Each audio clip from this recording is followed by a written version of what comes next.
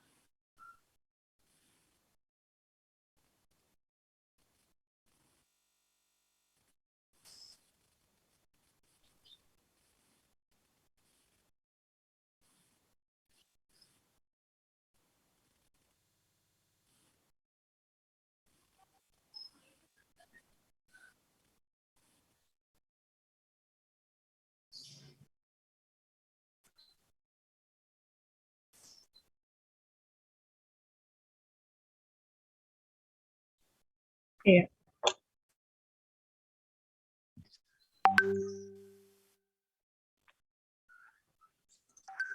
Oke, terima kasih Pak Bambang presentasinya. Pak Akif ada komentar, Pak Akif? Oke, ya Pak Bambang. Ini kelihatan Pak Bambang ini belum memahami tentang dokumentasi ya. Jadi oke, kita lihat dulu dari sini nih. Dari hasil, oke stop. Jadi ini nggak diisi yang lain-lain ya.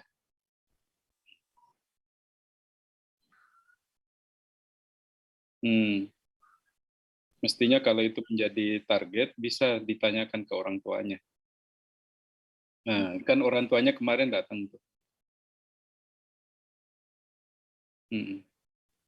Jadi, oke, selanjutnya adalah ini kan mestinya diisi nih apa historinya, ini penting nih historinya.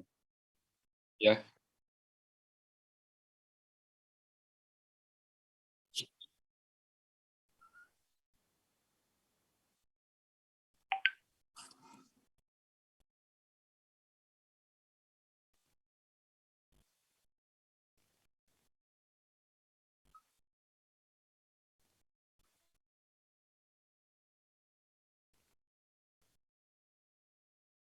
Iya, jadi mestinya ini diisi. Jadi historinya itu mulai dari masa kandungan, ya kan?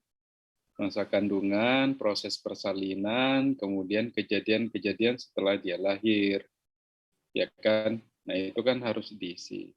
Di historinya, jadi bukan di intervensinya.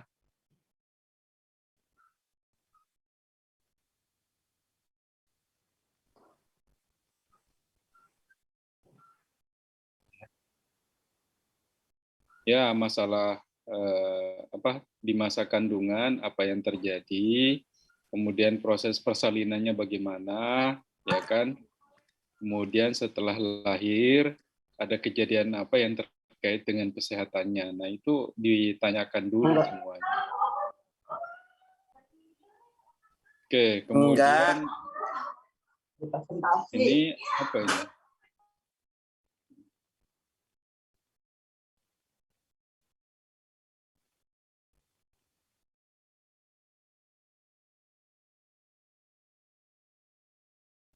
Kita belum intervensi dulu, ini apa ini? Bukan intervensi. Ini kan baru historinya dulu kan. Nanti setelah histori itu masuknya di observasi. Ya, nah ini observasi. Jadi kalau observasi itu apa yang dilakukan, apa yang dilihat. Nah tentu dihubungkan dengan keluhan. Jadi keluhannya apa? Coba keluhannya apa? Ya, jadi gini, di keluhan itu ada dua kemungkinan. Apakah sesuai? Kan itu subjektif ya. Ya, apakah memang sesuai keluhannya itu sesuai dengan yang kita pikirkan. Misalnya gini, dia belum bisa duduk, iya kan? Nah, ternyata ternyata berguling juga dia belum bisa gitu, ya kan? Ternyata berguling juga dia belum. Nah, kemudian gimana caranya agar kita tegas bisa menulis bahwa dia belum bisa duduk? Maka kita menanyakan kemampuan sebelumnya, kemampuan sebelum bisa duduk. Nah, kita harus bertanya, memangnya anaknya udah bisa berguling? Oh, belum, berarti belum, bukan bukan belum bisa duduk ya, belum bisa berguling ya, kan gitu, kita arahkan begitu, ya kan? Jadi kalau misalnya saya bilang ke Pak Bambang, "Oh, anak saya belum bisa berdiri." Kemudian pertanyaan Pak Bambang apa?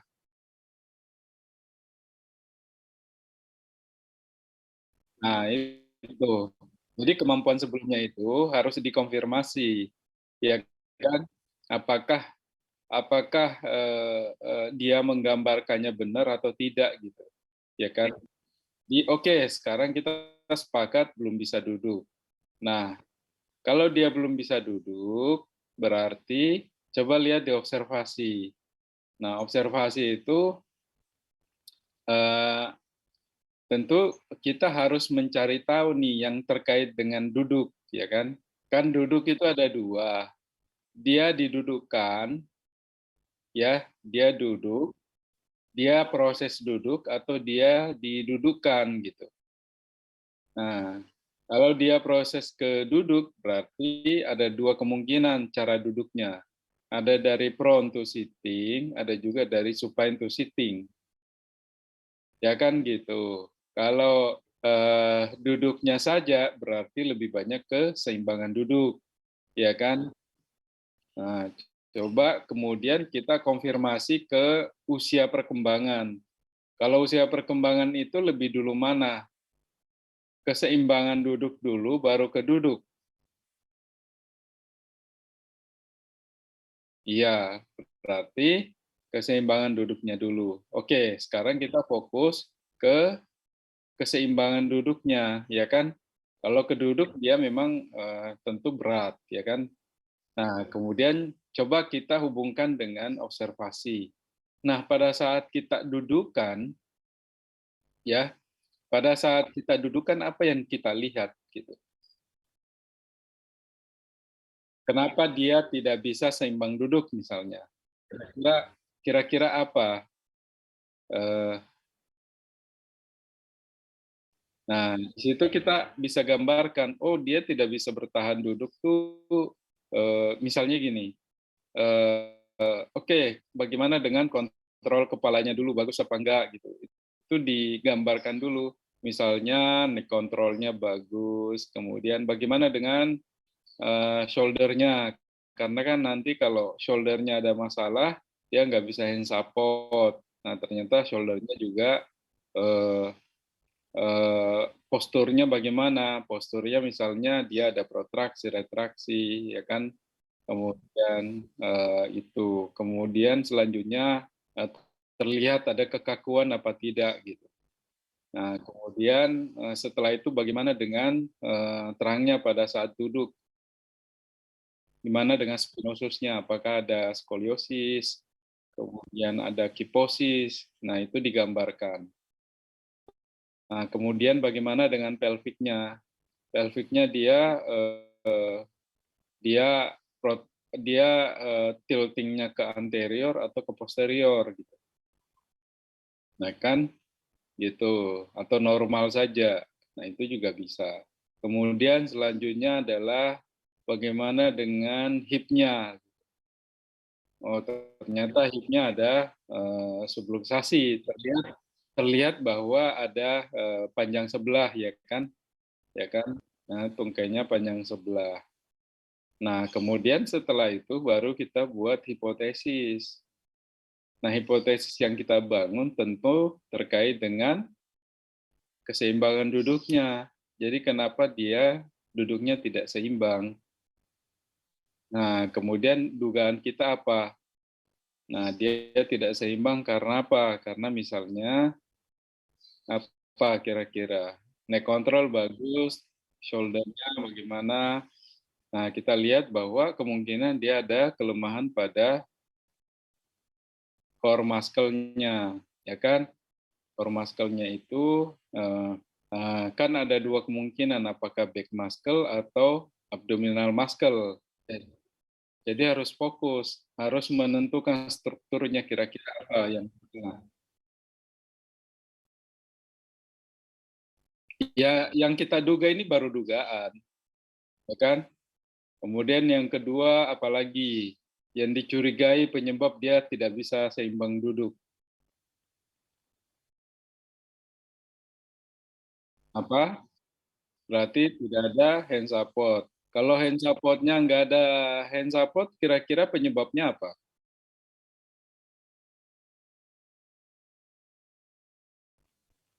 Iya, spesifik aja. Kalau pola, nah spesifik aja apa kira-kira penyebabnya sehingga hand support-nya nggak ada.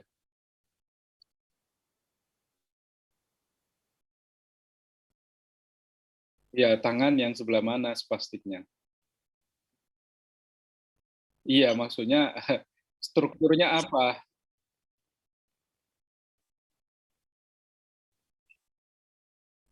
Nah, jadi fleksornya kan. Jadi fleksor apa? Fleksor, wrist, dan elbow. Yang kiri apa kanan? Bilateral, ditulis tuh bilateral gitu. Ya kan?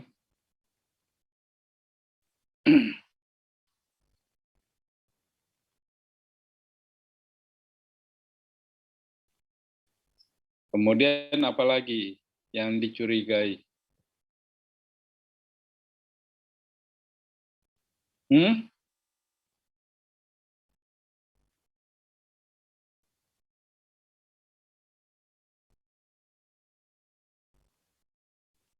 Kalau bungkuk itu bukan anterior. Kalau bungkuk itu posterior.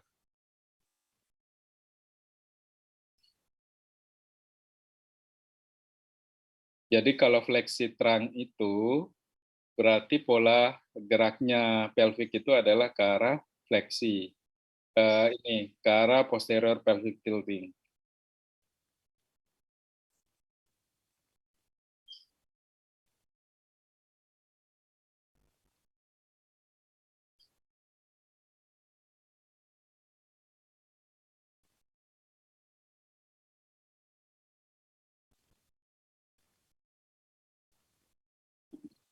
Apalagi kira-kira yang dicurigai?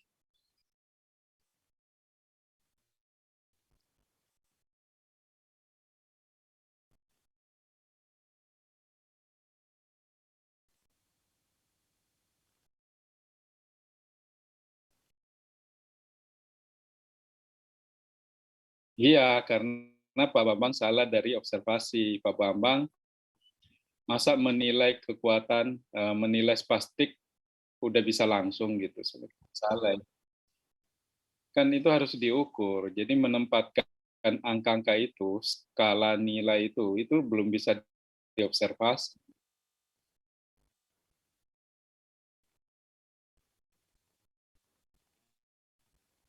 Nah, ini kan jadi yang pada saat duduk itu sudah memberikan gambaran ke kita, oh kira-kira penyebabnya apa gitu kan. Nah, misalnya di sini diobservasi itu datang dengan digendong. Oke, artinya apa datang dengan digendong? Oh, anaknya nggak bisa jalan. Kemudian terdapat deformitas pada tulang belakang, ada skoliosis, ya kan? Kemudian eye contact-nya misalnya baik, nggak ada masalah, head control-nya baik, oke, duduk belum stabil. Nah, ini belum belum stabil nih, kenapa? Nih, kenapa duduknya belum stabil? Nah, ini ada tanda tanya nanti, kenapa dia duduknya belum stabil? Kemudian duduk masih Duduknya sitting on the pelvic atau on the sacrum.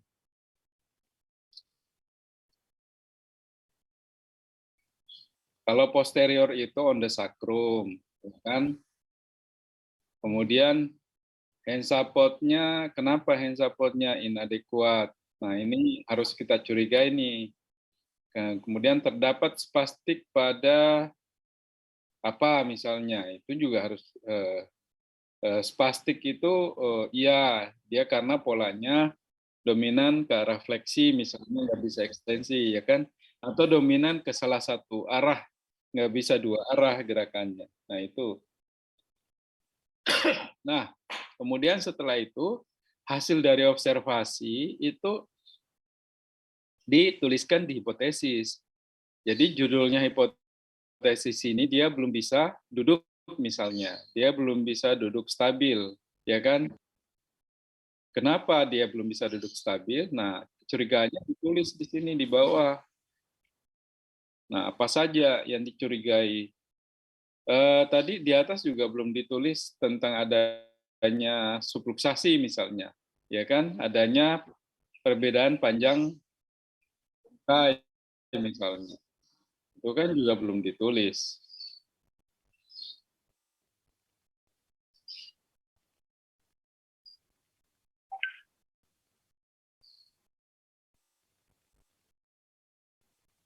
Panjang tungkai bukan lutut, lututnya sih sama aja.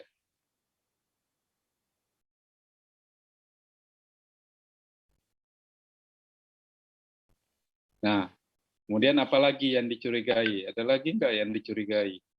Nah, ini kelemahan pada otot depan dan belakang, kemudian ada spastik, misalnya flexor wrist, flexor elbow, wrist, kemudian knee, dan plantar flexi ankle. Oke, tadi nggak dilihat, ada yang dilihat nggak flex ini? Loh, nggak disebut tapi dituliskan nggak sinkron, ya kan? Jadi harus sinkron apa yang dilihat, apa yang ditulis hipotesis.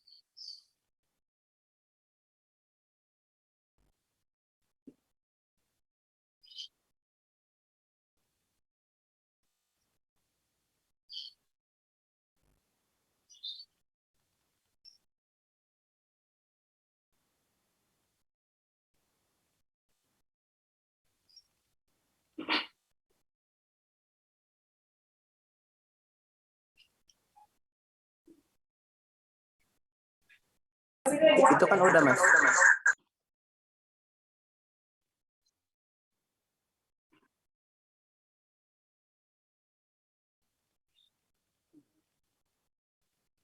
Ini juga itu udah.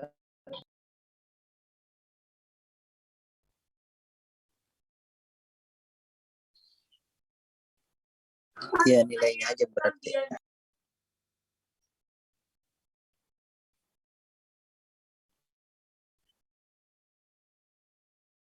Ini tabelnya, Bang, kita udah kelewat, Bang. Yang general assessment-nya delete.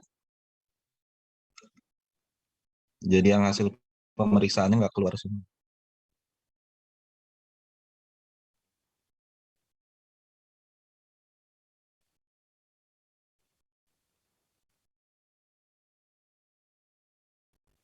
Oke, flexor elbow, wrist, knee. Tunggu, terdapat spastik pada, oke, perbedaan panjang pada tungkai. Oh,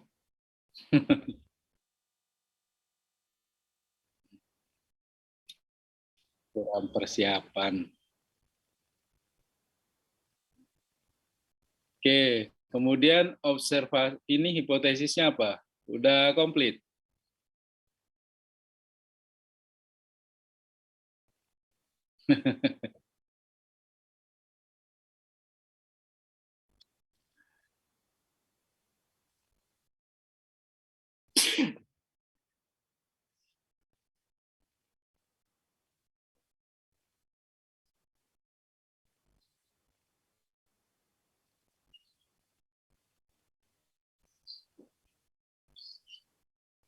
Itu dalam kurung itu sit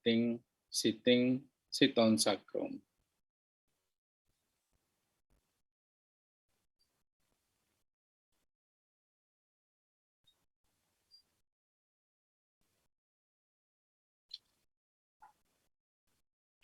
Kemudian ada lagi enggak? Kelemahan palingnya Pak. Ya, Nah, misalnya kan itu ada spastisitas pada otot-otot flexor. Tambahannya bisa ditambahin kayak kelemahan pada otot-otot extensor elbow-nya gitu Pak. iya, itu. Jadi satu tanda bisa dua makna kan? Jadi ada kelemahan pada ini Mas, otot-otot extensor elbow, extensor wrist, extensor knee gitu.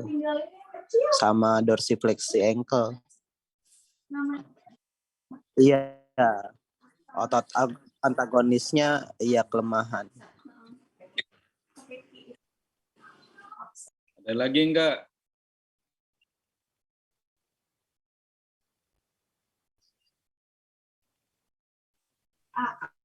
Kalau yang masalah dia posturnya itu juga ditulis juga nggak Pak? Yang skoliosisnya itu. Ada hubungannya enggak?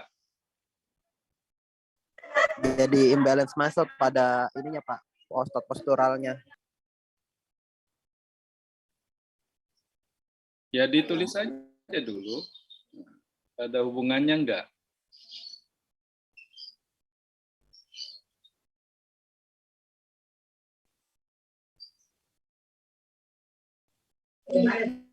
Yang skoliosis itu ya adanya skoliosis sehingga imbalance muscle pada otot postural sehingga kan pelviknya juga jadi nggak center. Jadi ganggu balance duduknya juga jadi masalah. Otot apa aja itu?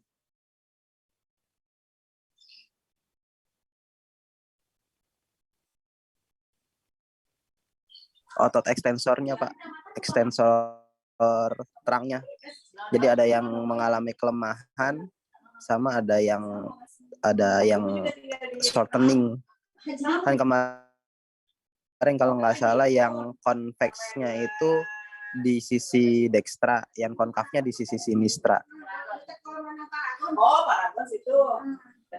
Jadi ada kelemahan di terutama di pada nomor satu. Sama nggak nomor satu?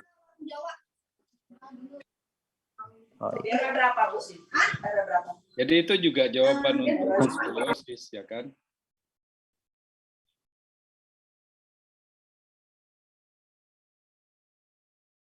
Apalagi yang belum? Ada lagi?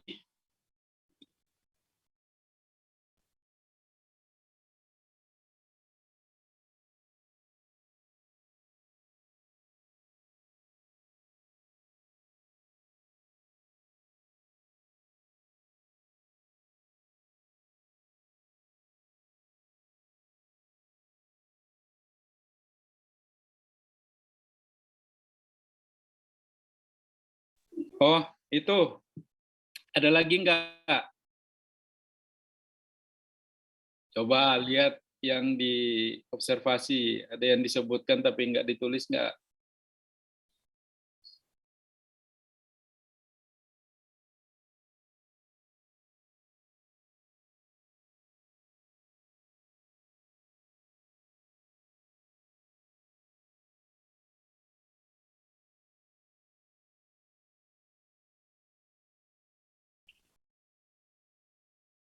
Yang terakhir itu apa?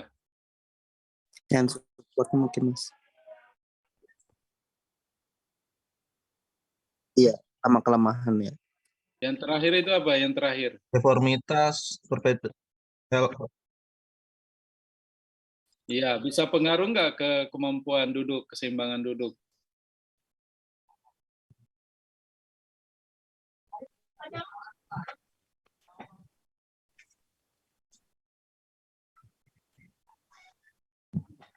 Apa kira-kira yang menyebabkan itu?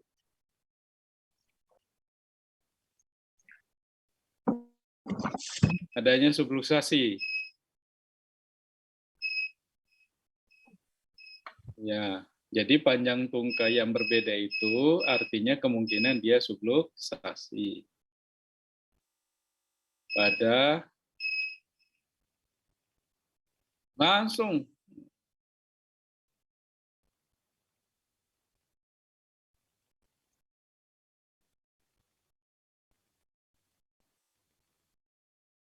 hipnya yang subluxati atau femurnya? Hip dislocation. Roda. Oke. Kemudian itu coba dicopas itu, dikopas dulu. Ya. Taruh di struktur, body structure. Oke. Kemudian jawablah nilainya berapa.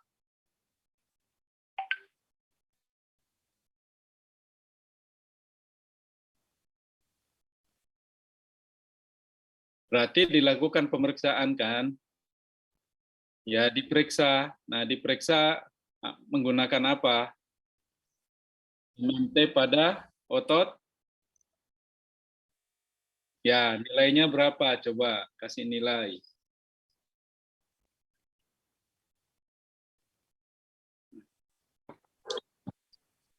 Ya, dikasih nilai dulu semuanya.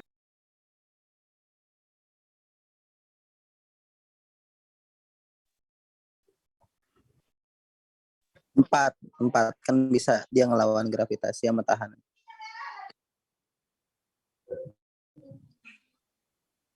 Pasti 2.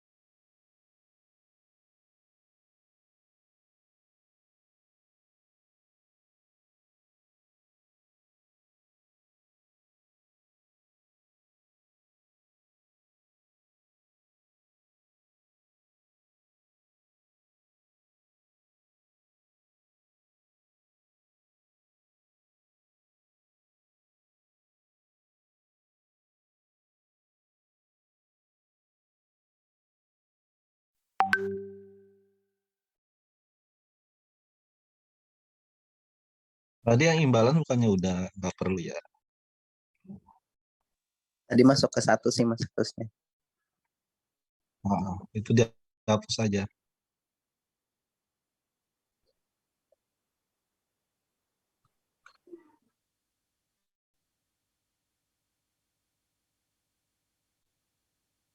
Itu di ini aja, kasih tanda plus.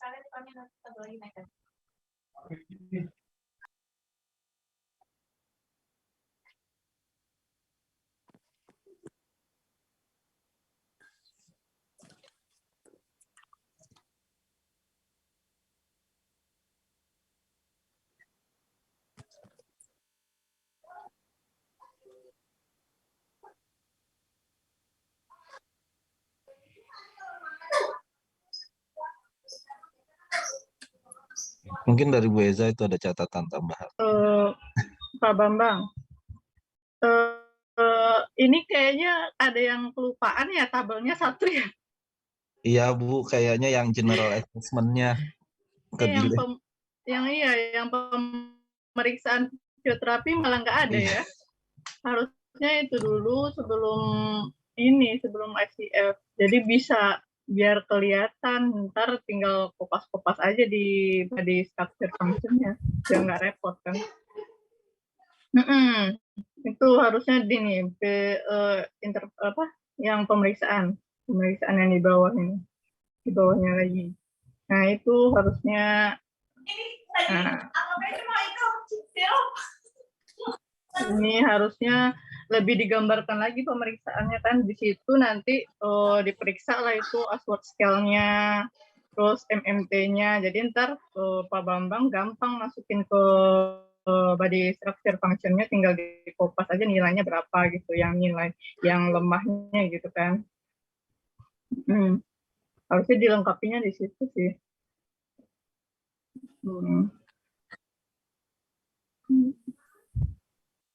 Ya, Iya, harusnya di situ.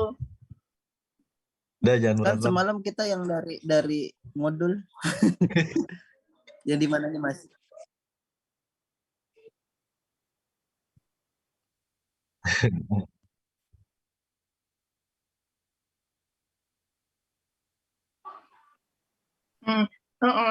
Tapi nggak apa-apa Pak, emang harus diisi. Jadi anggap aja ini kemarin udah diperiksa, dikira-kira aja berapa dari yang dilihat gitu ya.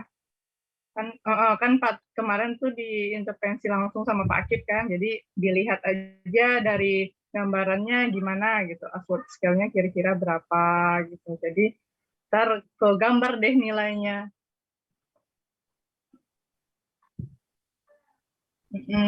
Sama ini sebenarnya bukan physical therapy intervention, sebenarnya lebih ke assessment ya, lebih ke karena intervensi kan di bawah. Ini salah ini. Ini pemeriksaan maksudnya ya. Di assessment kali, di physical therapy Ya, assessment. di modulnya catatannya kurang. Ya, itu salah kayaknya. Mungkin nanti Soalnya ya, Bu Zara kita cek. Zara lagi mudik nih.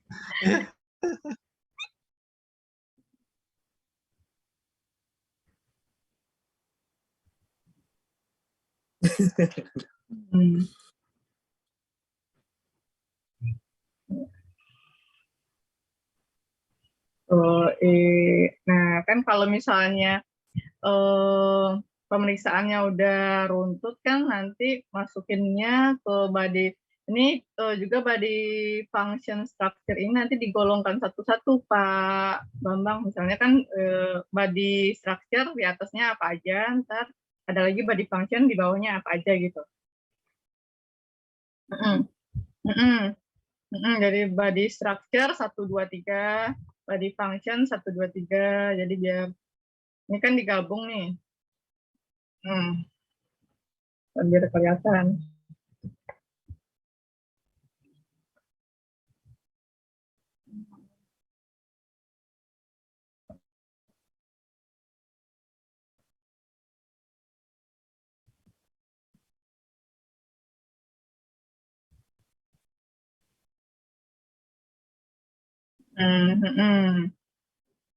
Jadi jelas.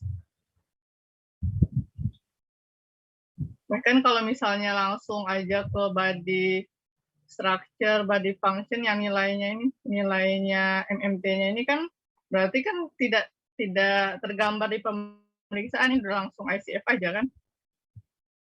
Nah, jadi belum tahu nih diperiksa atau enggak, nilai udah tiba-tiba udah ada nilai.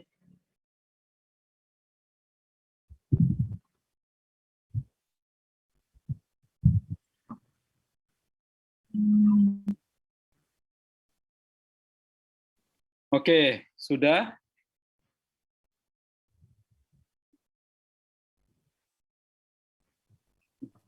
Ya, apa yang enggak?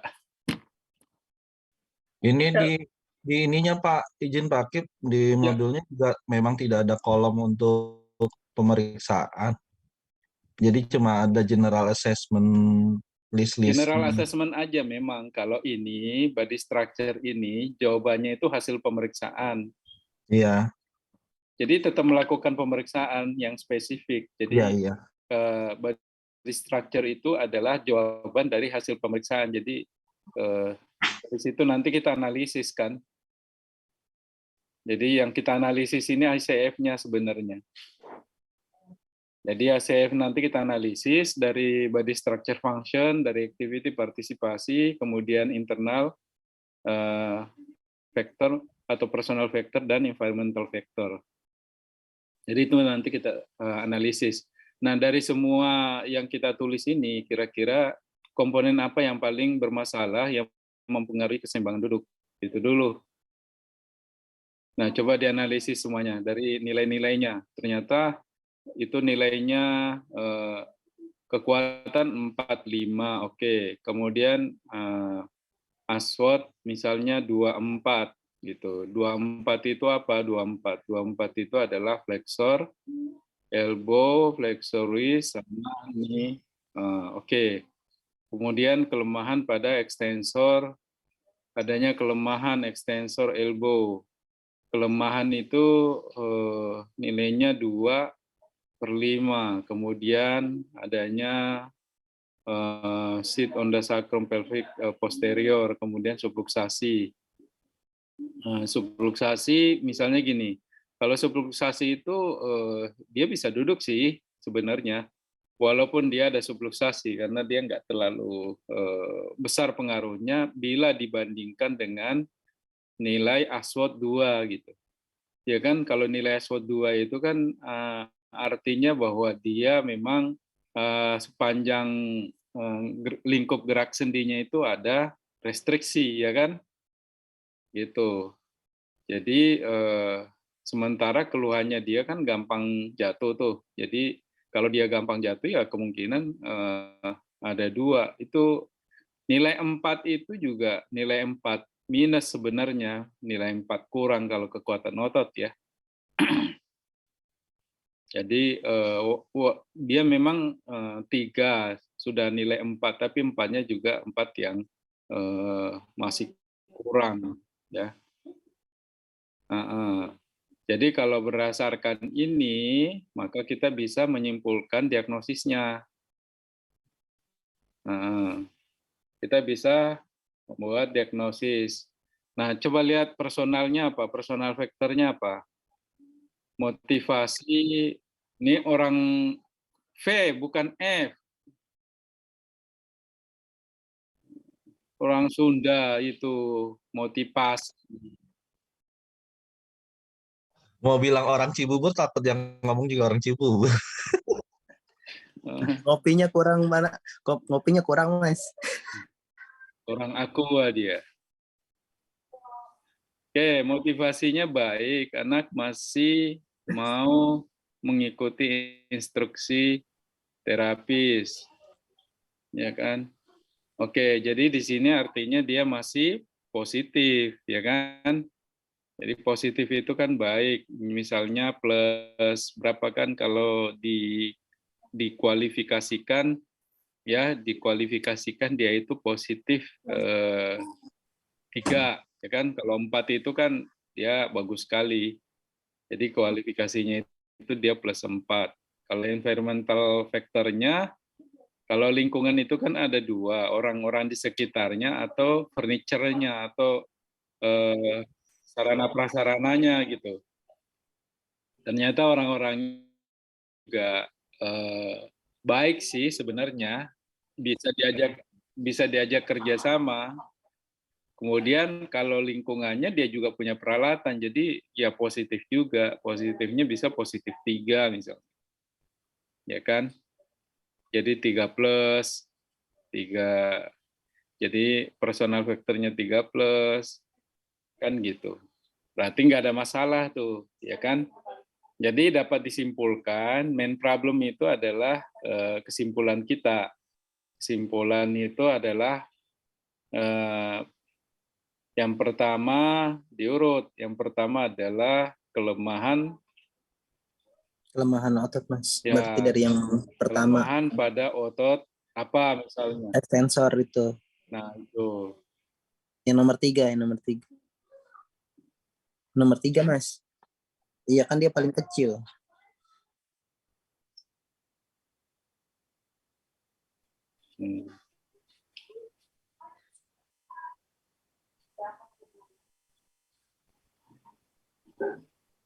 Terus yang spastis.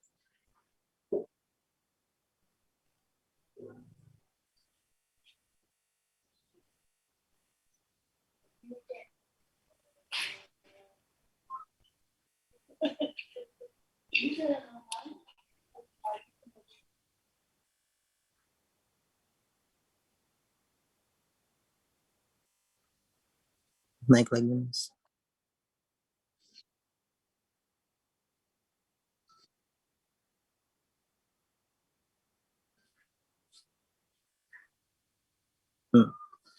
Iya, itu sama yang nanti di itu yang terangnya postur.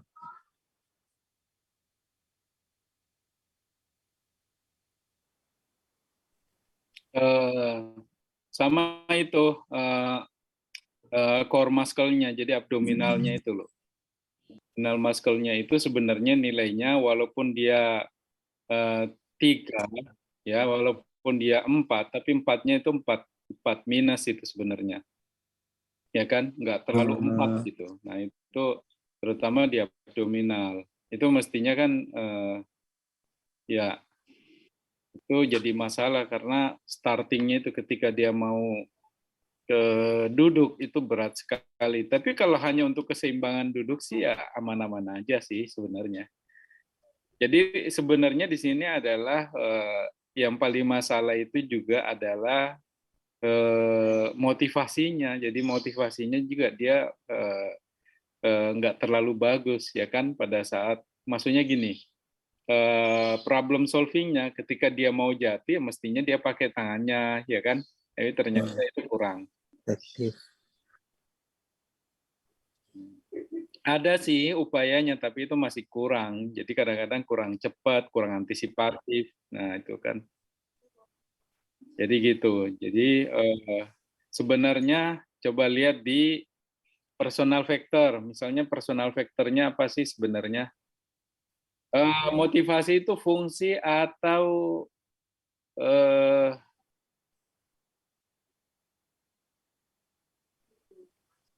nah di sini kan personal factor. Jadi motivasinya itu sebenarnya nilainya kalau kita lihat sih dia masih plus sih, sebenarnya bisa +1 atau +2 kemungkinan ya. Nah coba tulis aja dulu +2, dia kan lumayan ada lah. Tapi +2 ini belum memadai, jadi nggak konsisten. Itu juga mempengaruhi. Jadi masukkan lagi di main problem.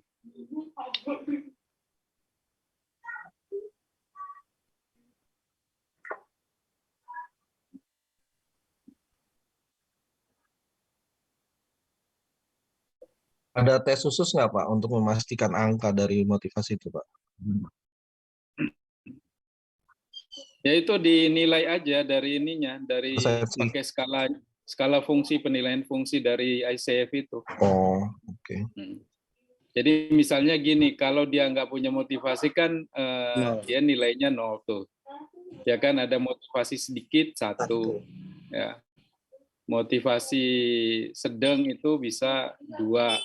Motivasi 3 itu bagus tapi ada kurang-kurangnya. 4 itu ya bagus sekali, nggak itu mandiri, ya kan?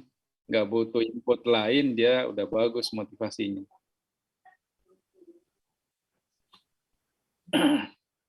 Oke.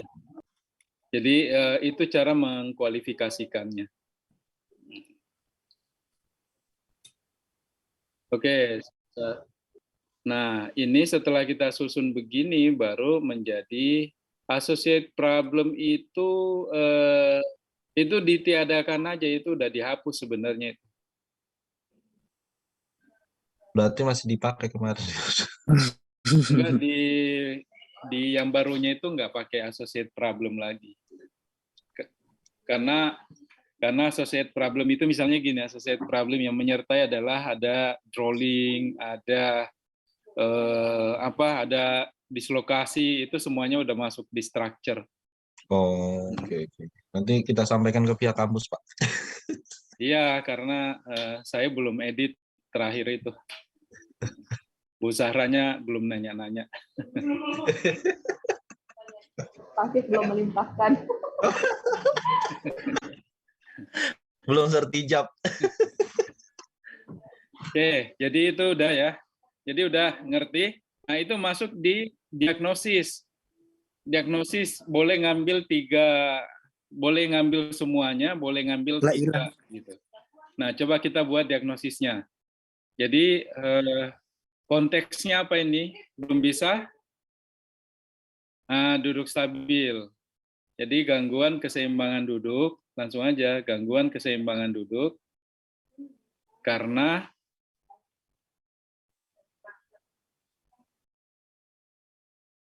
Nah, Muscle Mas berarti.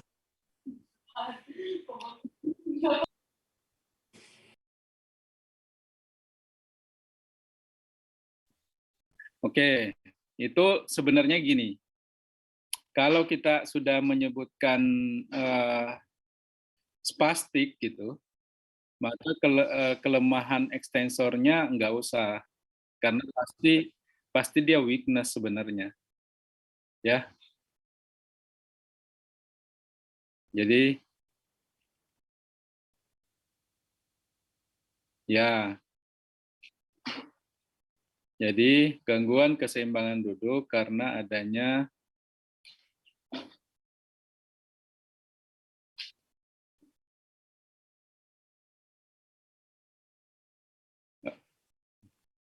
kalau mau digeneralkan kan kita udah detail di atas.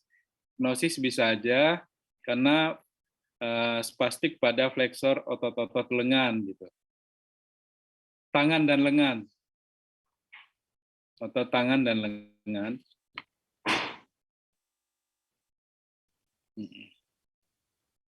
Koma, apa lagi?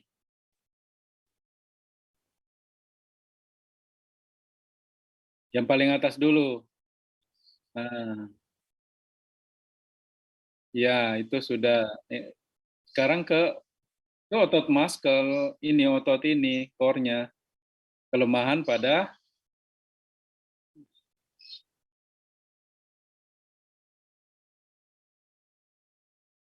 iya, kelemahan pada otot core muscle. Kalau dia dua-duanya, kalau cuma abdominalnya aja ya abdominal aja. Tapi karena ini dua-duanya, jadi pada otot core muscle. Tapi core muscle juga hati-hati ya, karena mananya gini, kalau core muscle itu kan uppernya, lowernya, anteriornya, posteriornya harus disebutkan. Udah Ya otot kan? ekstensor terang aja. Lebih bagus kalau flexor dan extensor terang, ya kan? Kata core itu mananya luas masalahnya. Dan susah penyelesaian. Ya, kelemahan pada otot flexor dan extensor terang, misalnya. Oke, apalagi?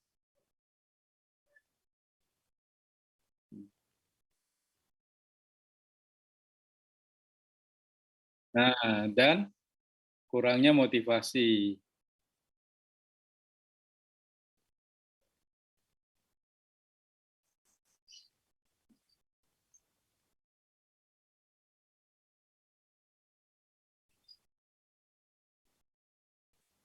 Oke.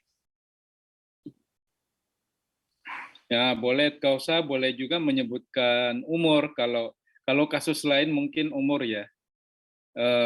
Misalnya gini, kalau dia postmeningitis, gitu kan? Nah, itu boleh sejak 2 tahun lalu. Umurnya udah 4 tahun. Tapi kalau ini kan dari lahir, kan? Jadi seumurnya dia. Jadi udah nggak usah pakai waktu ya. Langsung aja kausanya apa?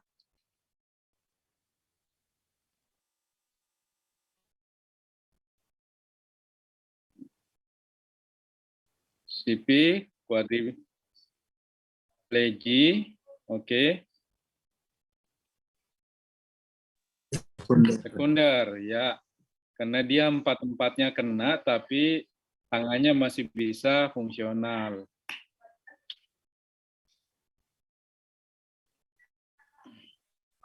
Oke, nah dari sini kan sudah jelas ya, dari diagnosis ini. Sebenarnya di sini boleh ditambahkan prognosis di bawahnya diagnosis. Nah, misalnya prognosisnya apa? Ya, prognosisnya itu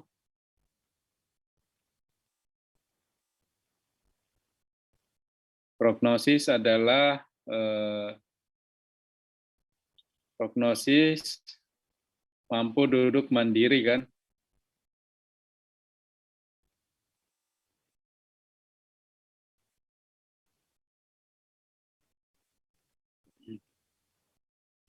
Oke. Nah, di sini untuk mampu duduk mandiri berarti kan masuk jangka panjang tuh nanti. Duduk mandiri kan nggak mungkin dia bisa berdiri atau jalan kan. Jadi memang mentoknya adalah mampu duduk mandiri. Jadi kalau goal treatment-nya kita buat jangka pendek boleh. Kalau jangka pendek itu berarti langkah-langkah untuk ke jangka panjang. Ya kan? Jadi untuk jangka pendek itu apa yang mau dicapai? Yang mau dicapai apa kira-kira? Nah, lihat diagnosis adalah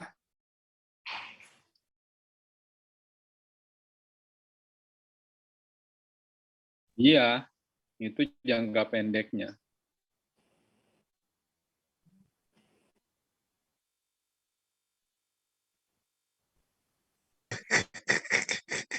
Kemudian ini berarti nggak melakukan proses fisioterapi nih ke pasiennya nih.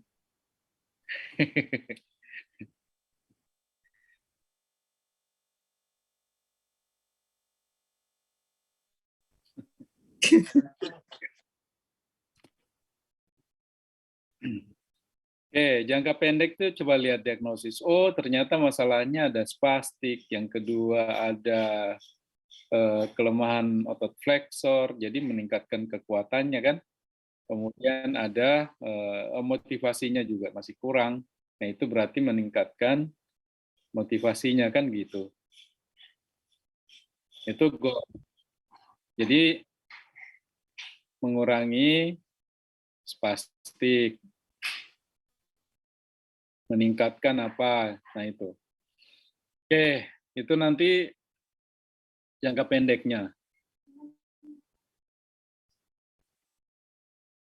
Tulis aja dulu, nanti lupa lagi.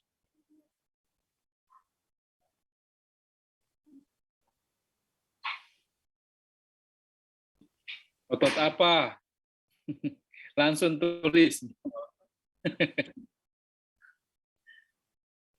Jadi jangan jangan menulis yang apa ya, ambigu gitu.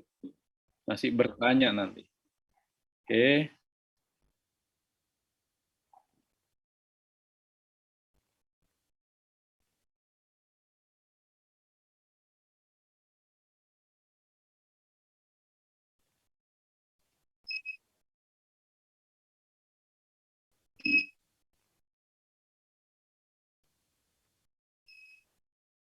Nah, baru tuh.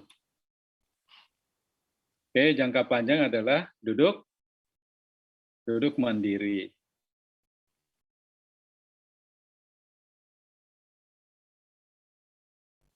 Gak usah tulis aja dulu jangka panjangnya apa, duduk mandiri. Udah.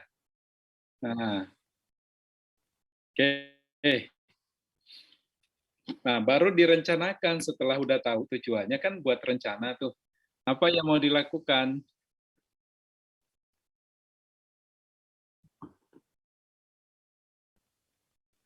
Ya, jadi ya ini bisnis pasti pada, nah itu jangka pendek itu mengurangi spastik apa gitu, itu belum belum clear itu. Apa spastik apa yang mau dikurangi? Nah itu ditulis. Ya, oke. Berarti treatment plan-nya adalah baru melanjutkan yang di atas adalah inhibisi spastik pada eh,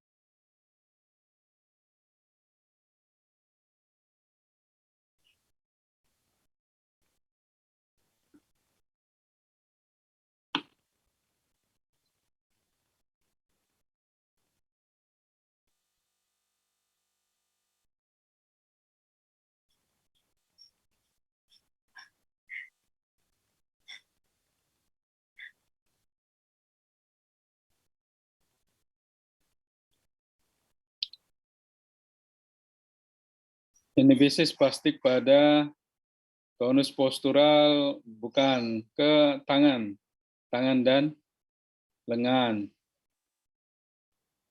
Itu yang spastik.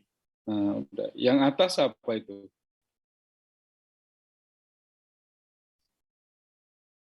Yang atas, treatment plan-nya apa itu?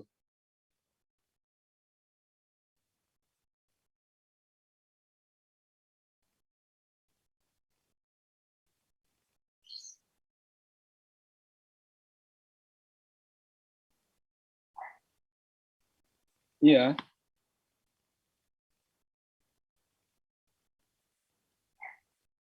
jadi yang kita rencanakan adalah melatih kekuatan kan.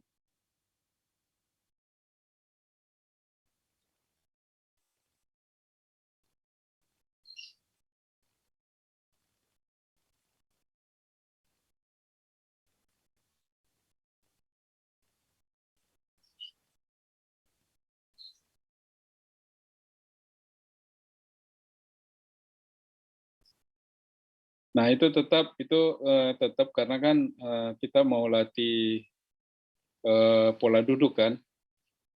Nah, itu tetap treatment plan-nya. Kemudian apalagi? Ada lagi nggak rencananya? Rencana itu bisa banyak.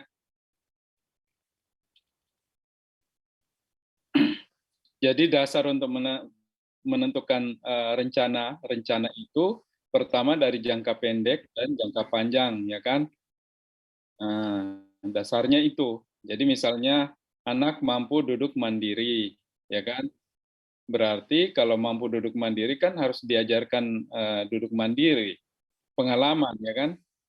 Jadi makanya kita fasilitasi stimulasi ke pola yang benar. Duduk yang benar, bukan ke pola yang benar. Nah, pola duduk yang benar. Oke.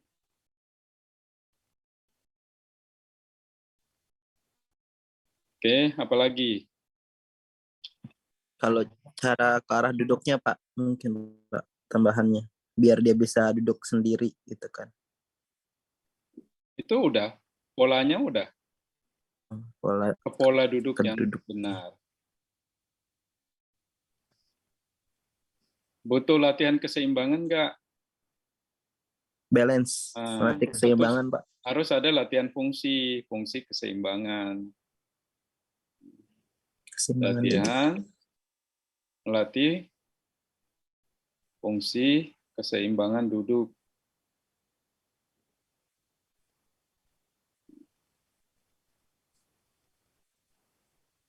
Nah,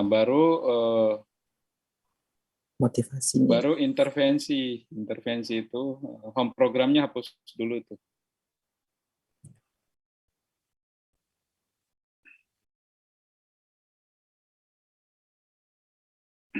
Oke. Jadi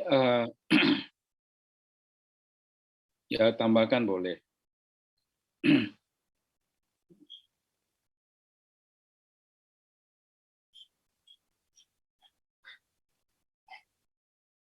Ya, di situ intervensi. Jadi pada saat yang bersamaan, bersamaan kita melakukan intervensi. Intervensi itu nggak mesti menulis semua rencana. Apa yang bisa dilakukan aja pada saat itu.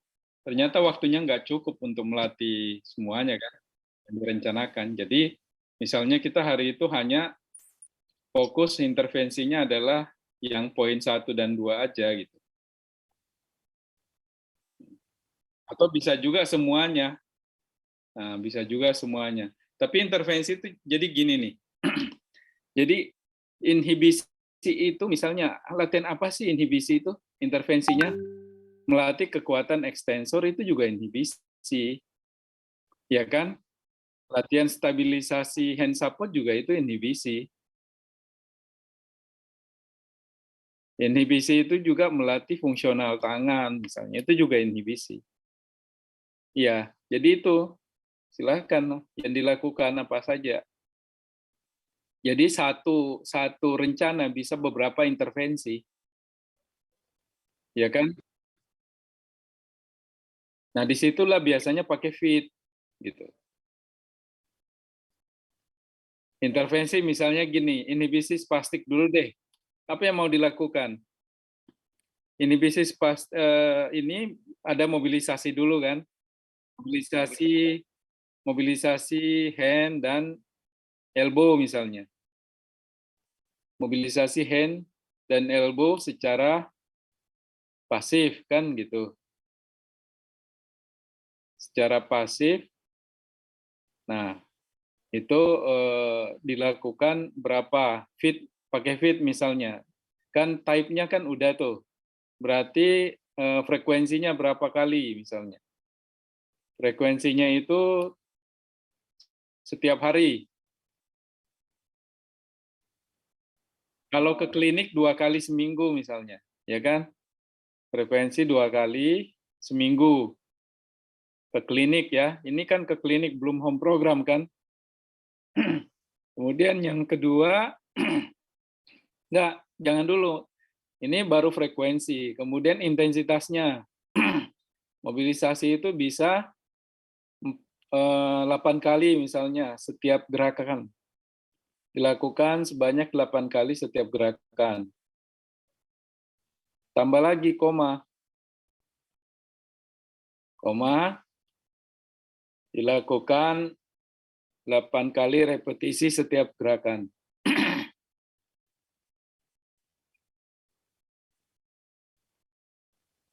Kemudian setelah itu latihannya dilakukan berapa? 1 jam misalnya.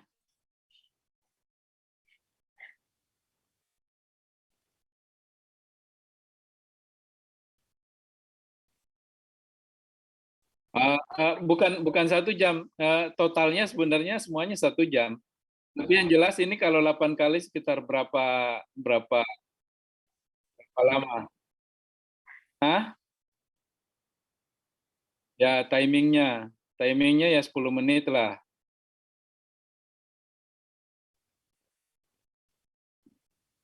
Bisa 5 menit, bisa 10 menit, tergantung nanti realnya ya.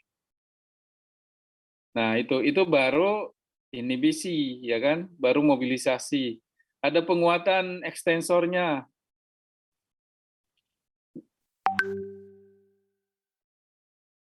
Sama, jadi mobilisasi itu secara pasif. Nah kemudian penguatan ekstensornya misalnya itu sama, fit-nya sama.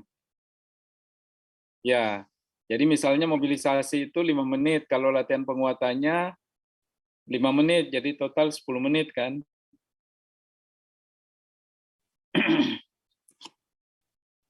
Jadi fit-nya yang beda, jadi type-nya yang beda, latihan penguatan.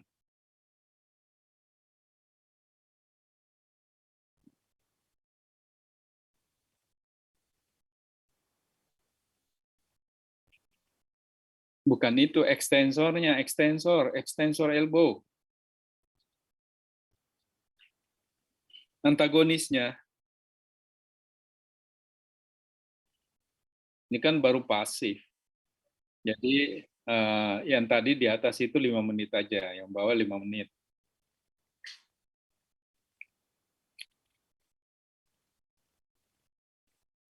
Izin Pak. Ini Ya. kalau yang pasif itu tipenya Pak ya berarti ya secara pasif. Kalau misalnya penguatan itu secara tipenya aktif gitu ya Pak maksudnya ya Pak. Kan gini, teorinya itu kalau spastik itu dilakukan secara pelan-pelan, mobilisasinya pelan-pelan, ya kan? Secara pelan-pelan, kemudian yang kedua berulang-ulang, ya kan? Nah itu tahapannya. Itu baru, jadi bukan stretching, jangan stretching namanya. Kita nggak pakai stretching kalau untuk spastik. Jadi mobilisasi, pasif. Kalau stretching itu mengaktifasi spastiknya nanti. Oke, itu. Nah setelah itu, ini udah komplit ya, untuk inhibisi spastik udah kan? Sebenarnya ada lagi cara melatih untuk rilis spastik itu. Yang ketiga itu secara lakukan mobilisasi pasif secara pelan-pelan, berulang-ulang. Kemudian selanjutnya adalah melatih aktivitas. Jadi melatih aktivitas tangan. Jadi aktivitas tangan itu yang seperti apa? Misalnya meraih, ya kan? Itu aktivitas tangan tuh. Jadi melatih fungsional. Hand function Latihan gitu. fungsional tangan dan lengan, ya kan? Latihan fungsional tangan dan lengan, latihan meraih misalnya. Latihan fungsional tangan dan lengan. Nah, itu misalnya 10 menit. Jadi udah habis berapa menit tuh? Udah habis 25 menit kan?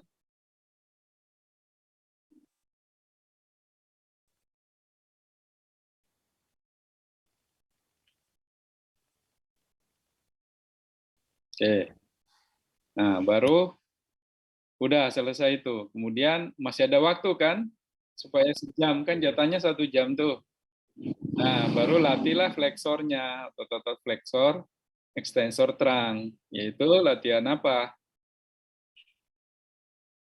Latihan, misalnya apa? Latihan, Tribular Pak kemarin. ada latihan sit up, ya kan?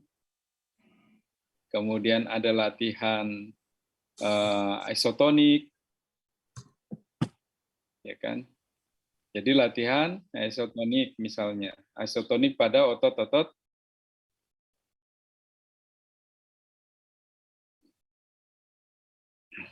isotonik itu artinya apa? Dia bisa ototnya memendek, bisa ototnya memanjang.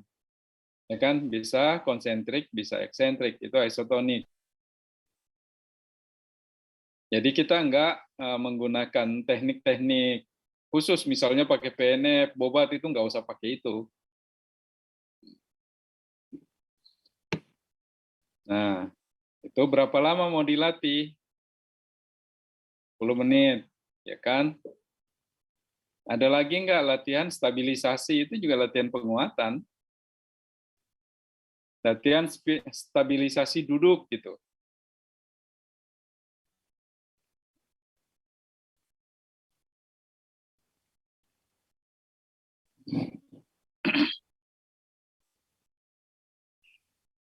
Enggak, duduk aja kita berikan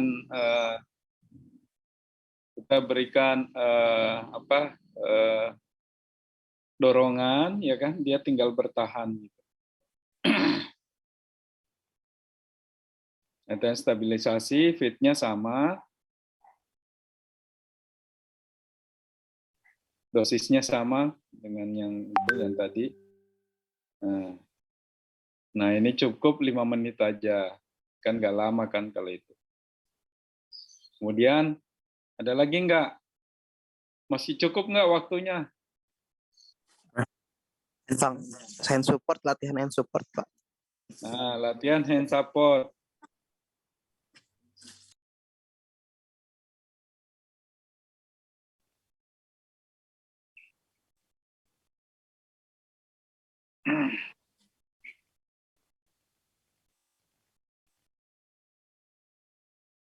Ya, oke.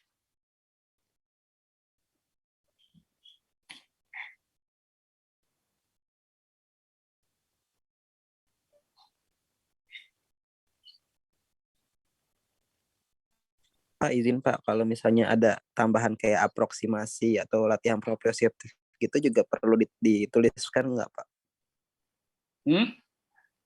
Kalau misalnya ada latihan apa aproksimasi atau proprioseptif gitu ditulis juga nggak Pak berarti di situ? Kan gini, itu aproksimasi udah latihan stabilisasi itu. Jadi sekalian yang Iya, itu stabilisasi. udah latihan stabilisasi. Aproksimasi itu latihan stabilisasi. Tapi kalau misalnya mau ditulis lebih detail lagi, kan gini, aproksimasi itu adalah latihan stabilisasi, namanya aproksimasi. Kalau di PNF namanya aproksimasi. Cuma kan kita nggak, ini kan belum belajar PNF semua kan. Iya Pak, belum Pak. Tapi kalau itu sudah bahasa umum, ya silakan aja latihan aproksimasi pada aproksimasi apa nih? Aproksimasi tangan misalnya. Nah itu bisa. Sebenarnya sudah terwakili di atas itu. Latihan stabilisasi itu sudah Yang hand support juga termasuk stabilisasi berarti ya Pak? Iya, itu stabilisasi itu.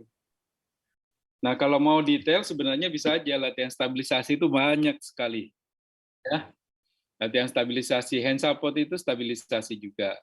Nah, ini kalau ini kan stabilisasi duduk artinya tanpa hand support kan, hanya pelviknya aja yang menstabilkan kan. Jadi stabilisasi duduk itu ada beberapa. Stabilisasi on the pelvic, stabilisasi pelvic and hand support gitu. Ada juga stabilisasi on the foot gitu. Itu stabilisasi. Stabilisasi duduk. Jadi duduk sambil numpuk kakinya itu stabilisasi on the foot. Sitting on the sitting and support foot on the foot gitu.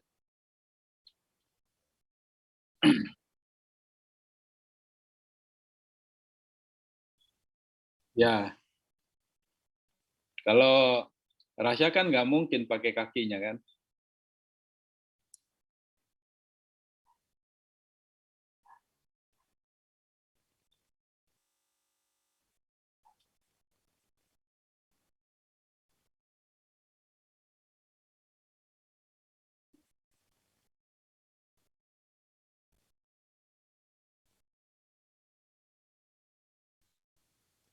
Yes? Home program itu yang sederhana aja, misalnya apa? Misalnya latihan bangun tidur. Itu kan gampang, orang tuanya bisa latih kan. Kemudian latihan meraih, kan orang tuanya bisa kan. Itu bukan teknik spesifik kalau itu. Latihan meraih benda, mainan. Nah, itu latihan keseimbangan duduk, ya kan? Dan fungsional tangan. Nah, itu orang tuanya masih bisa. Nah, tapi harus dibuat fitnya juga, jangan sampai nggak ada fitnya. Jadi ada dosisnya, misalnya karena dia di rumah dilakukan setiap hari ya. Setiap hari itu 3 kali sehari, pagi, siang, sore misalnya. Nah, berapa lama pengulangannya? Jadi itu dijelaskan juga. Nah, coba dibuat itu dosisnya.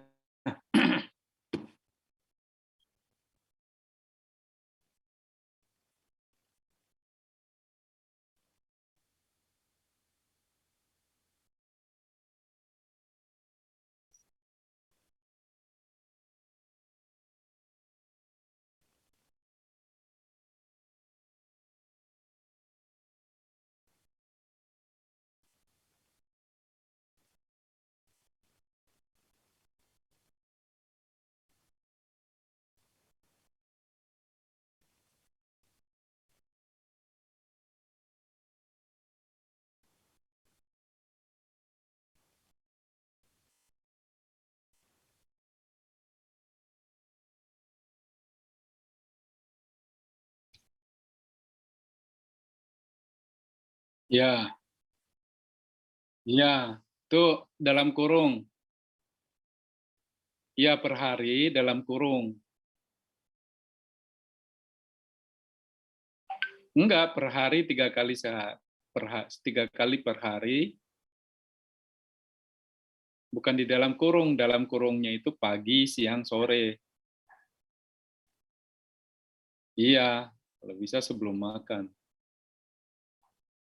Kenapa 3 kali? Karena kita bisa membuat lebih intensif. Karena apa? Karena jadi mudah ingat sebelum makan, ya kan? Sejam sebelum makan latihan dulu gitu.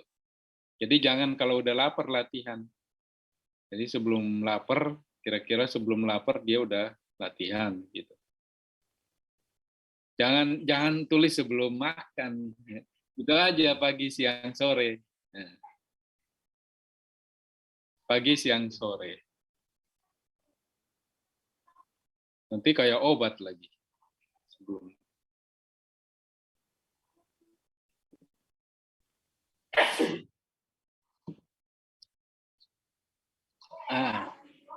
Oke. Sama yang di atas itu dosisnya. Jadi usahakan jangan ada pertanyaan dari orang tua.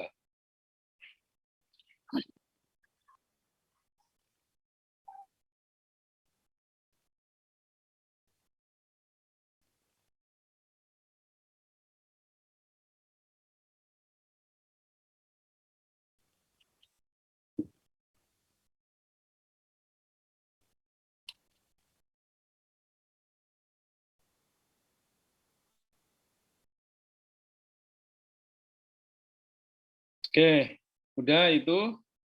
Kemudian evaluasi. Evaluasi itu setelah dilatih, kita mengukurnya pakai apa? Nah, kalau evaluasi itu kan dilakukan sebelum dan setelah sebenarnya. Jadi sebelum latihan, kita evaluasi keseimbangan duduknya kan. Jadi nilai keseimbangan duduk sebelum latihan, misalnya kita pakai alat ukur apa, sitting balance test, misalnya SIBAT, gitu. Ya kan? Sitting balance test itu nilainya berapa? Karena SIBAT itu cukup banyak juga, ada nilai skala 0, 1, 2 gitu. Anggaplah dia masih 1 kan. Nah,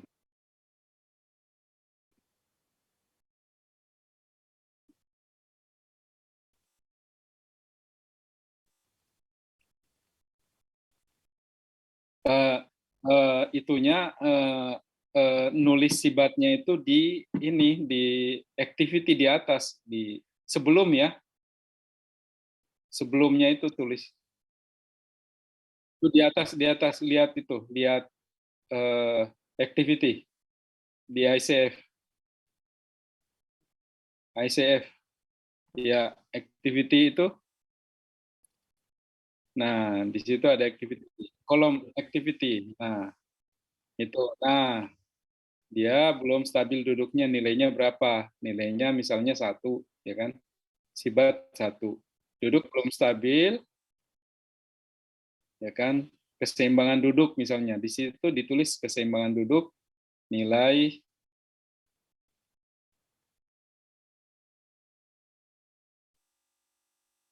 ditambah keseimbangan duduk, nilai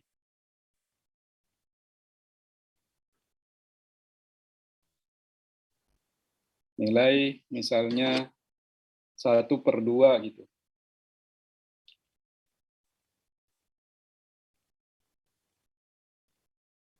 Oke.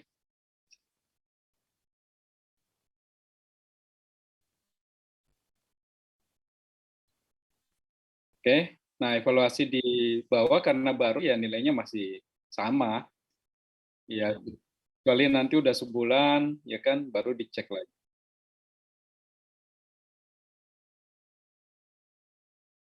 Hapus.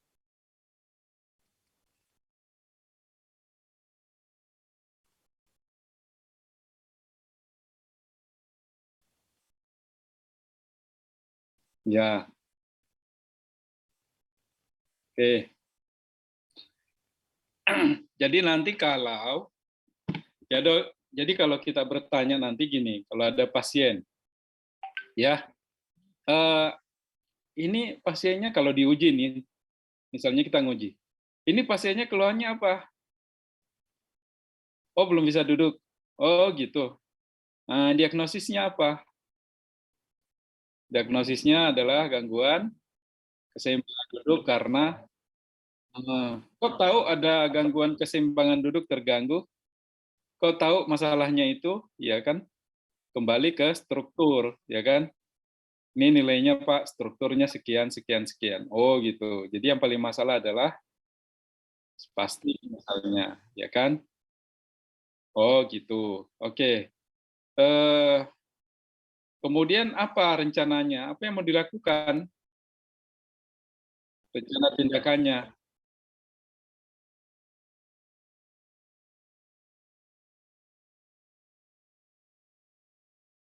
Oh gitu. Apakah sesuai dengan tujuan? Tujuannya?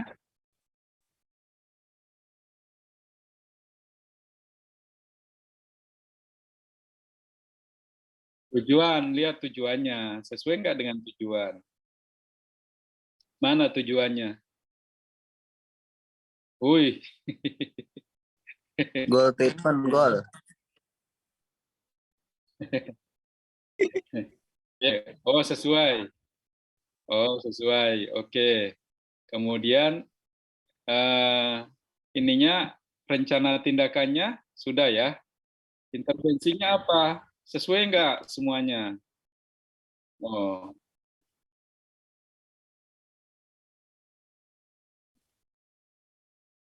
nah gitu. Jadi sesuai kan, nyambung semua kan setiap komponen.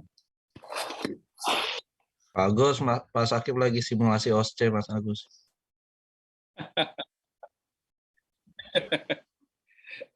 Nanti kita besok ujian OSCE loh. Iya, udah mulai kita jadi percobaan.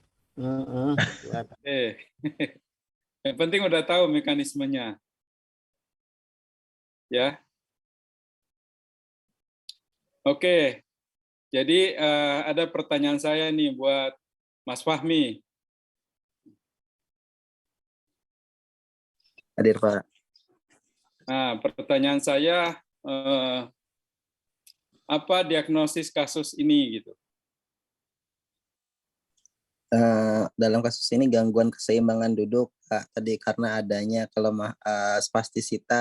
kelemahan pada otot flexor dan extensor trunk, kemudian adanya spastisitas pada otot flexor. Oke, stop dulu. Adanya kelemahan pada flexor extensor trunk. Kok tahu dari mana ada kelemahan? Tadi pada pemeriksaan, Pak. Pemeriksaan apa? Pada posisi duduk, Pak. Dia belum seimbang saat diposisikan dari tidur ke duduk, dia belum kuat gitu, Pak. Kayak dari posisi sit up gitu, dia belum kuat. Terus dari posisi bungkuk ke duduk belum Jadi kuat. melakukan pemeriksaan apa tadi? Pemeriksaan apa untuk menentukan bahwa dia ada kelemahan? MMT, Pak. Melakukan MMT. Otot apa yang dinilai MMT-nya? Otot extensor dan flexor trunk-nya, Pak. Oke. Untuk menentukan bahwa perlu dilakukan pemeriksaan tersebut, dari mana? Dasarnya apa? Dasarnya pada saat diposisikan duduk jatuh, Pak. Misalnya dia jatuh ke depan atau ke belakang, tidak bisa tetap pada posisinya, pada posisi duduk. Waktu jatuh atau tidak ke depan, stabil. ke belakang itu pemeriksaan apa tuh waktu itu? Proses apa itu? Proses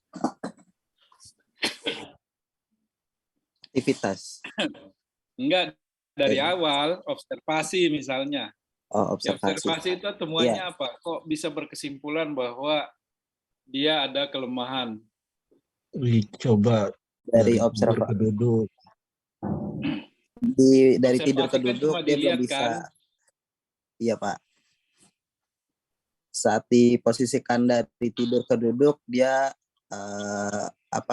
kemauannya kurang atau belum mampu, Waktu Pak. Posisi duduk gimana? Apa yang diamati?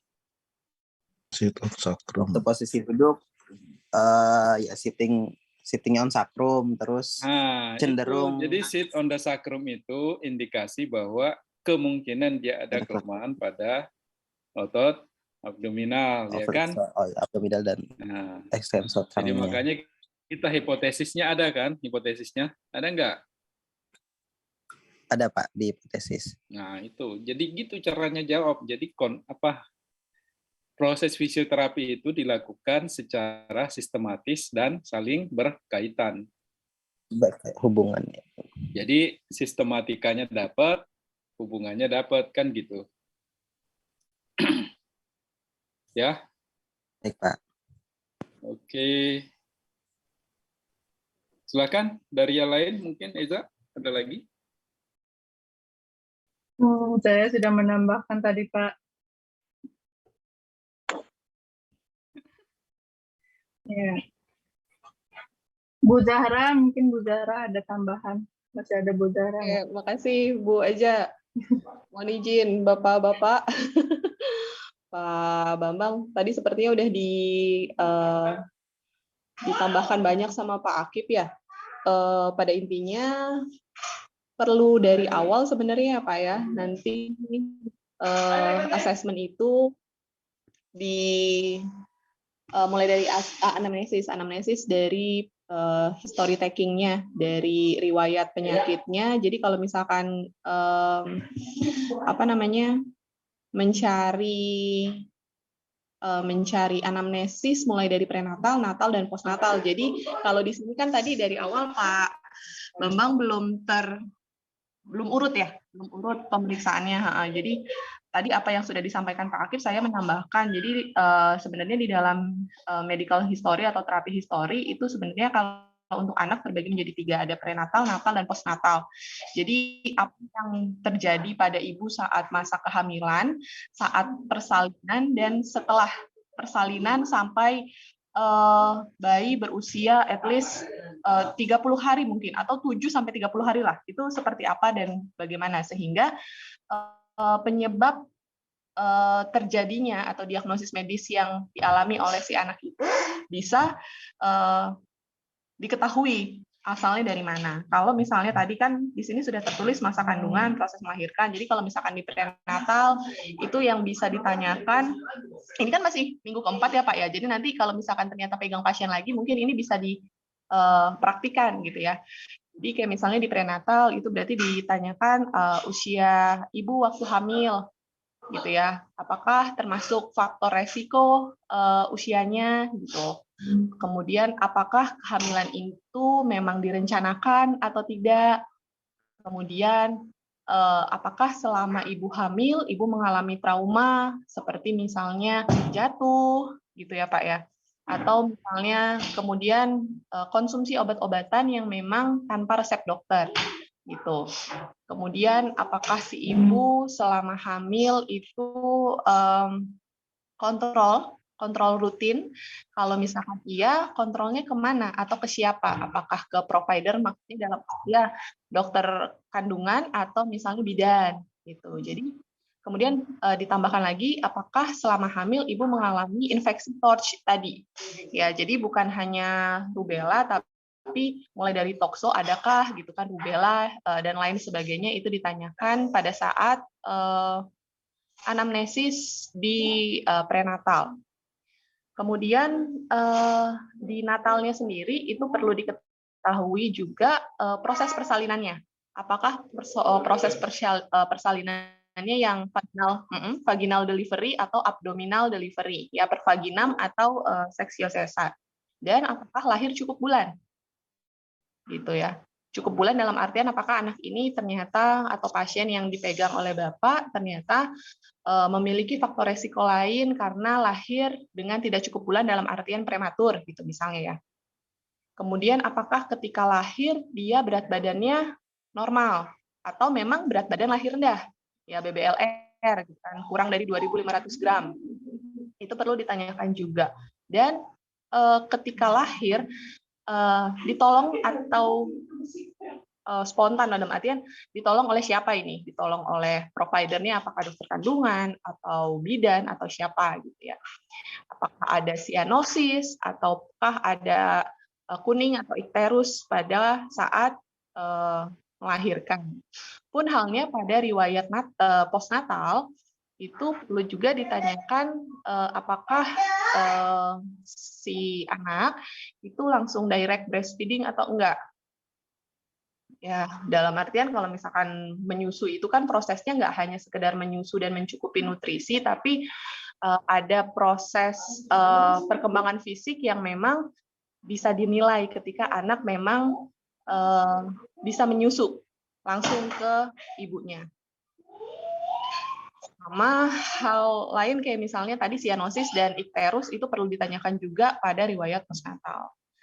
Jadi ada banyak hal yang bisa ditanyakan terlebih dahulu pada riwayat penyakit sehingga apa yang terjadi pada atau kondisi tertentu pada pasien bisa diketahui gitu. Ada gambarannya gitu. Jadi kita bisa planning untuk observasi arahnya akan ke arah mana, atau untuk mencari tahu riwayat penyakit lain kepada caregiver-nya dalam artian orang tua atau misalnya yang mengantar, entah itu pendampingnya yang lain, itu bisa ditanyakan ke sana.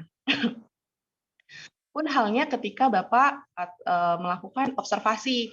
Di sini sebenarnya perlu dipahami dulu setiap komponen gerak ya. Tadi kan Pak Akif juga sempat singgung bahwa setiap ini kan kondisinya belum bisa duduk mandiri ya. Masalahnya berarti karena keseimbangannya. Perlu juga diketahui Pak, jadi komponen gerak dalam duduk seimbang itu sebenarnya apa aja sih yang yang perlu seorang anak punyai. Kalau duduk stabil berarti kan dari kepala, neck dan head controlnya harus adekuat.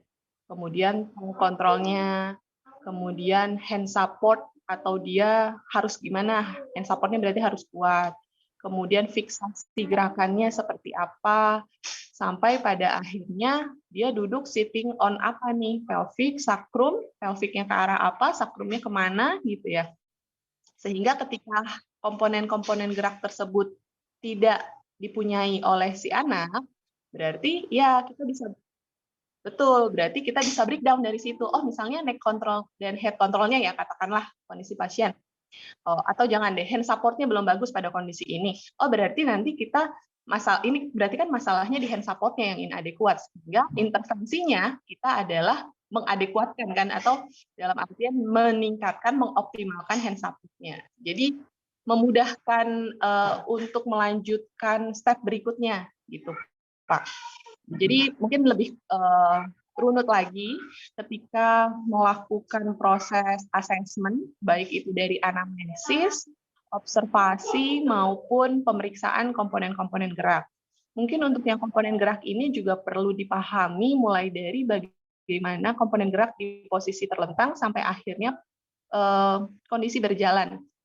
Gitu. Apa aja sih sebenarnya komponen gerak yang dibutuhkan sehingga nanti ketika menentukan masalah fisioterapi itu lebih mudah diberikan. Seperti kalau misalnya tadi sempat disinggung juga bahwa ternyata kondisi anak ini problem solving untuk mempertahankan posisi tegak juga ternyata belum cukup ya, belum bagus gitu ya. Berarti dalam artian ketika dilakukan pemeriksaan keseimbangan gitu kan, dia masih jatuh nyungsep lah katakanlah gitu ya. Dia belum bisa menahan badannya untuk bisa tegak gitu. Jadi itu bisa menjadi salah satu yang diprioritaskan menjadi masalah fisioterapi sehingga itu bisa diintervensi juga gitu.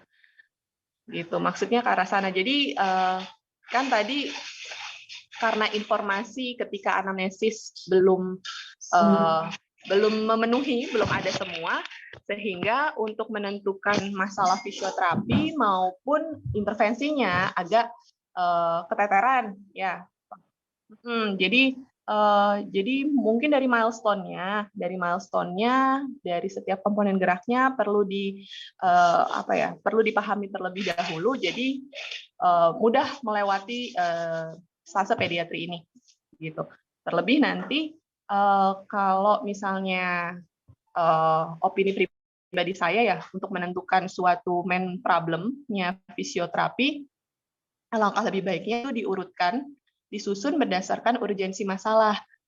Jadi kan kayak tadi itu udah diarahkan juga oleh Pak Akib bahwa problemnya urgensi itu tergantung dari urgensi masalah. Itu balik lagi ke komponen geraknya. Sebenarnya untuk bisa duduk seimbang, hal pertama yang perlu dimiliki oleh seorang anak itu apa sih? Berarti itu yang harus kita selesaikan gitu. Jadi ketika itu yang diselesaikan, berarti itu yang harus diintervensi dulu, sehingga latihan-latihan lain yang sifatnya fungsional itu nanti belakangan karena fondasinya sudah baik gitu. Atau ternyata bisa nih ada suatu latihan fungsional yang memang bisa memberikan trigger ke arah komponen-komponen yang sifatnya basic tadi. Gitu. Jadi ketika Bapak bisa menyusun, tadi udah banyak hal yang sudah di breakdown, saya juga belajar lagi pada akhirnya. Itu nanti menentukan untuk tujuan jangka pendek, itu tinggal melihat apa yang sudah Bapak tulis di main problemnya. Gitu. Jadi sebenarnya itu suatu benang merah yang berkaitan terus-menerus. Kalau misalnya ada semua informasinya, itu tinggal lihat dari kolom yang mana. Kalau misalkan ada lagi, tinggal lihat dari kolom yang mana. Betul, Pak. Iya, betul sekali. Jadi kalau misalnya untuk memahami butuh banyak latihan, nggak apa-apa Pak sebenarnya. Jadi maksudnya di sini ada Pak Akib juga yang ternyata turun tangan gitu luar biasa. Jadi bisa langsung ditanyakan. Kemudian feel free juga maksudnya ke saya juga nggak apa-apa Pak gitu ya.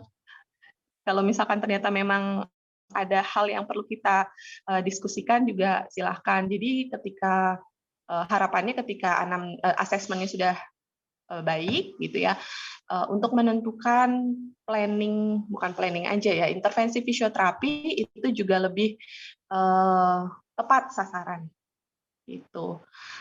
Kemudian pada akhirnya karena ini sifatnya sudah profesi ya, sebenarnya saya mengharapkan ketika presentasi kasus ada satu jurnal yang dimasukkan untuk menjadi bahan perbandingan untuk memberikan update. Apakah itu di segi pemeriksaannya, apakah itu di segi intervensinya. Oh, ternyata jurnal tahun 2019 untuk kasus yang Bapak sedang tangani ini ada update untuk pemeriksaan misalnya. Pemeriksaan apa keseimbangan misalnya, oh berdasarkan jurnal ini bisa pakai pemeriksaan ini, atau berdasarkan jurnal ini bisa menggunakan intervensi ini. Sehingga harapannya sih ada perbedaan ketika di jenjang reguler, diploma, dan jenjang profesi, gitu Pak. Mungkin tambahannya itu aja dari saya. Mohon izin Pak Bambang dan Bapak-Bapak lainnya, saya kembalikan ke Bu Eza. Terima kasih Bu Eza. Baik, terima kasih Bu Zahra.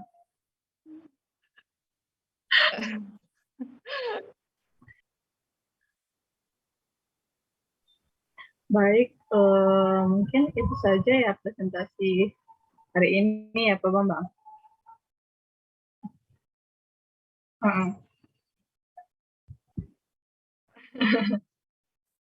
Itunya. Ada lagi nggak? Ya, terkait dengan masukan dari Bu Zahra. Jadi mestinya ada jurnal ya. Nah, ini yang harus ditekankan. Jadi setelah kita membuat ini, coba diintegrasikan. Jadi hasil jurnal itu dipakai untuk ini, gitu. Jadi jurnal yang terkait dengan kasus ini kira-kira apa? Sudah siap belum?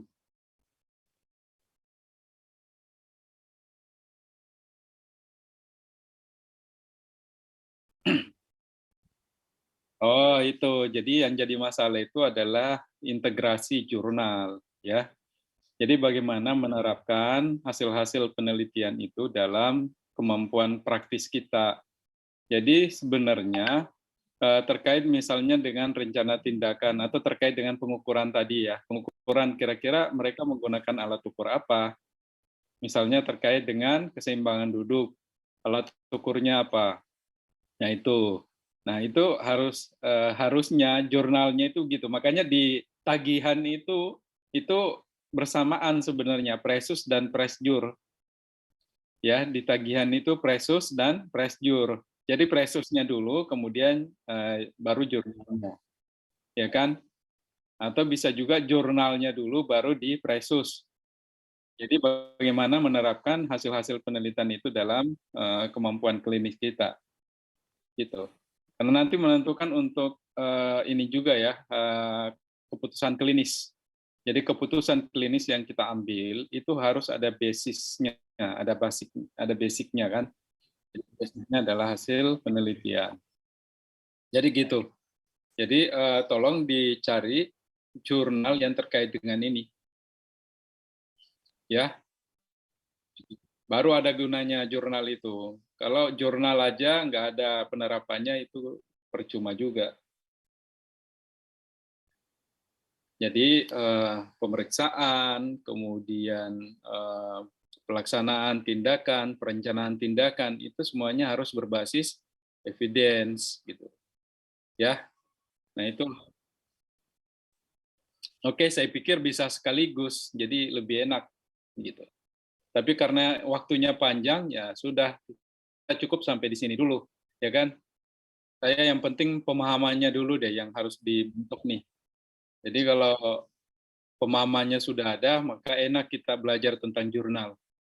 Jadi ini yang dasar nih sebenarnya ini kemampuan D4 nih, ya kan? Nah, termasuk dokumentasi. Nanti setelah itu baru kita membahas tentang bagaimana menggunakan hasil-hasil penelitian dalam kemampuan praktis kita. Saya kira itu.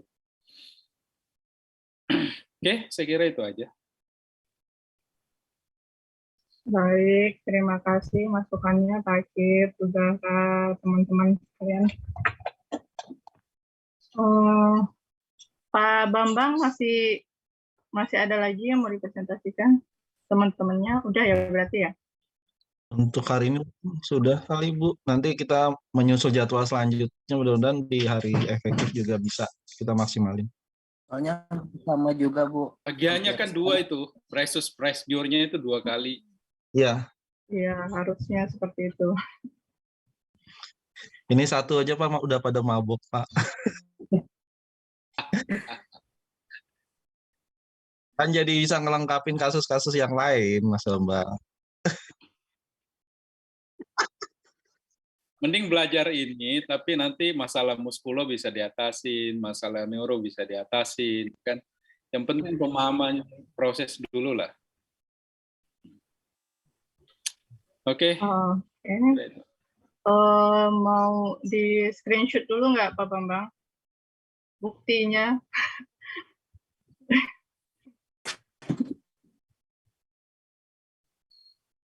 Judulnya dikasih lihat.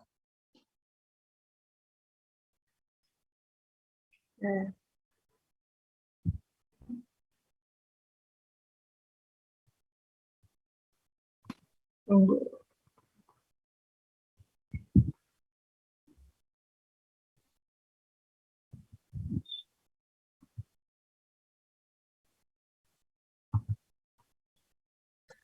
Udah, terima kasih. Udah. Makasih Mbak Eza, Bu Zara, Pak Sakib. Oke, terima kasih sama-sama. Sama-sama. Ya, terima kasih Pak. Banyak Pak Akif, Bu Eza. Ya, sama-sama Bu Zara. Recording stopped. Saya kira Bu Eza. Ya kirain kan boleh jurnalnya nggak harus yang tadi kan kasusnya kan quadriplegi. Kirain bisa yang lain, kalau yang lain mah sudah ada Bu gitu. Kan waktu itu saya sudah menyampaikan. Saya sudah menyampaikan sesuai dengan kalau kasus berarti jurnalnya sesuai dengan kasus yang harus sama ya. Jadi biar ada ini loh, kayak kan Bu Zara katanya mau updatean, kan biasanya Bu Zara tuh mau lihat. Soalnya hujan otaknya pada beku semua. Kebanjiran, otaknya kebanjiran. Oke, berarti ini selanjutnya. Kan Senin kita ke sana lagi Bu, izin Bu. Iya, hari Senin. Hari Senin ke Kiana berarti ya? Iya. Kita jadwalin. Jam? Biasa Bu, habis makan siang. Karena kan kalau hari Senin itu kebanyakan murid-muridnya pagi, Pak. Oh gitu. Kalau siang tuh kayaknya cuma ada satu, mungkin Nathan. Nathan ada ya? Kalau ada. Kalau ada ntar saya tanyain dulu deh Bu Ana, biasanya sama Bu Ana kan. Ya udah, nanti coba diskusin di grup teman-teman. Oke, berarti ditambahin lagi berarti jurnalnya ya Bapak-bapak. Siap Bu. Apa ini first experience-nya dapat. Ya langsung dilengkapi tuh sama Pak Akif kan cara-caranya. Iya. Tuh. Jadi tinggal kopas, tinggal ngikutin